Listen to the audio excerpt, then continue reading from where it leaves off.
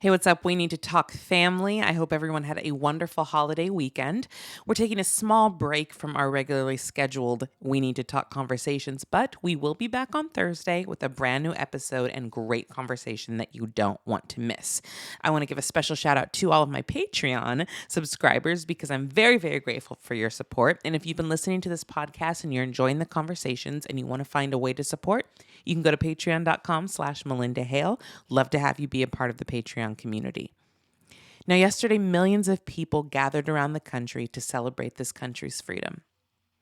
The dictionary definition of freedom is the power or right to act, speak, or think as one wants without hindrance or restraint.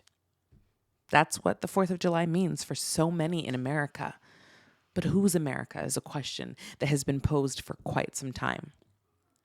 Now, you may or may not be familiar with Frederick Douglass's famous 4th of July speech that he gave at Corinthian Hall in Rochester, New York. It was the year 1852, and he was speaking to a room of 600 people that were all white. He was invited to speak at an event that was hosted by the Rochester Ladies Anti-Slavery Society.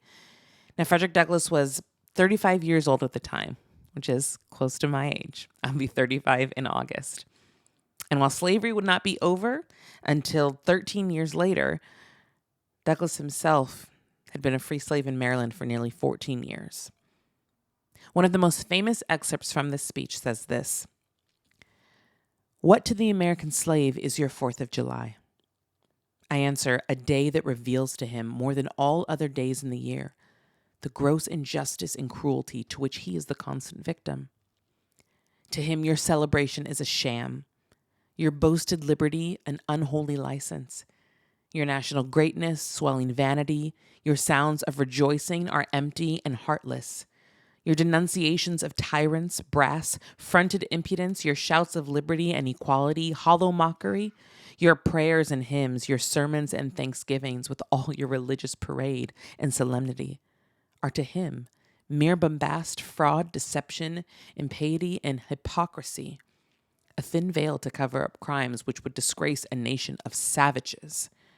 There is not a nation on the earth guilty of practices more shocking and bloody than are the people of these United States at this very hour."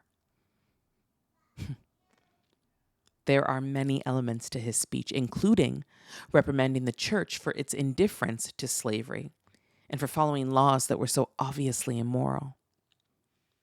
Sound familiar? But the core of his speech was simply a message that needed to be heard. And even 169 years later, there are themes and sentiments that still ring true today. So, as you know, on We Need to Talk, I love to dive into conversations and topics that need to be talked about. So for you, all of my faithful listeners, the question I want you to ponder is this: what is freedom to you? Do you believe that everyone in this country truly has the same freedoms? Do you believe that this country has absolved itself of any criticism? Or does it still need to be held accountable for its past? Do you believe that all wrongs have been righted?